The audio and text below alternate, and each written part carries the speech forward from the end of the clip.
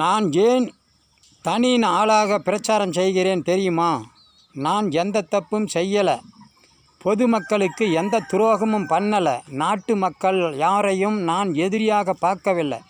எனக்கென்று தனியொரு கூட்டமாக கூட்டவும் இல்லை, தனி கூட்டத்திற்கு தலைவனாக இருக்கவும் இல்லை, தனி கூட்டத்திற்கு தலைவனாக ஆசைப்படவும் இல்லை.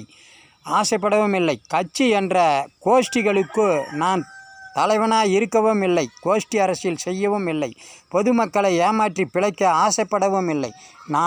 நம் நாட்டு மக்கள் அனைவரும் நம் மக்கள் என்ற சுயேட்சை லட்சியம் கொண்ட ஜெகஜோதி இயக்கத்தின் பொதுநல பொறுப்பாளராக மட்டும் இருக்கிறேன். மேற்படி முதல் மந்திரியாக ஆகணும், பிரதமராக ஆகணும் என்று நான் நினைத்து பார்க்க கூட முடியாது, நினைத்து பார்க்கவும் இல்லை.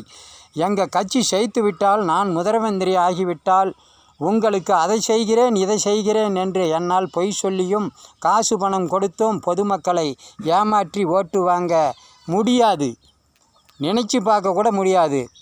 அனைவருக்கும் பொதுவாக இருக்கும் நோட்டாவுக்குத்தானே நான் ஓட்டு கேட்கிறேன். ஆகையால் என் நாடும் என் நாட்டு மக்களும் இருக்கும்போது எனக்கு எதுக்கு பாதுகாப்பு? நான் சுயநலமாக பேசவில்லையே, பொதுநலமாக தானே பேசுகிறேன். அதனால் எனக்கு பாதுகாப்பு தேவையில்லை.